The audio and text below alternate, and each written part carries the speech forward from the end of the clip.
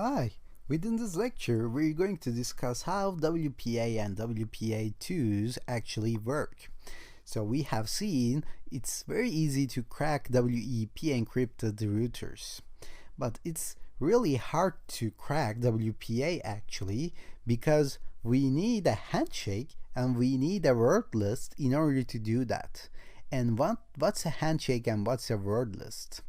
So every time a client connects to that router, there is a four-way handshake occurred from the process. Okay, so we need to capture this handshake in order to test some words, in order to test some possible passwords against this handshake. Okay, so we're going to create a word list to ourselves. We're going to have possible passwords, possible information on that word list.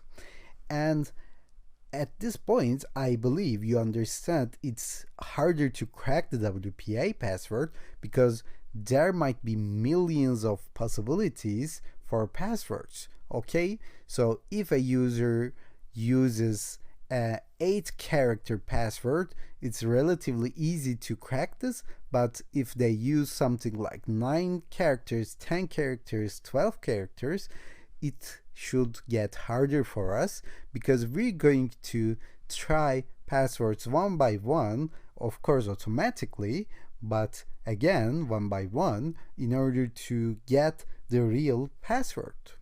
We're going to discuss this again later on, but it's really suggested to have a narrow word list. So you have to narrow your possibilities down. So if you're trying to hack into a restaurant called Mark's Restaurant, for instance, there is a high possibility that the word Mark is on the password, like Mark123 or Mark 2015, I don't know. You have to work on that. You have to guess some assumptions, you have to have some assumptions, and you have to build your strategy on that in order to narrow down your possibilities, because if you have like millions of passwords in your word list, in your dictionary attack, it will take like 1 day, 2 days, or some days or months actually to complete the process. And we're going to see all of them, don't worry. We're going to see how to get a handshake and how to create a word list, but we're going to do all of those things in the next lecture.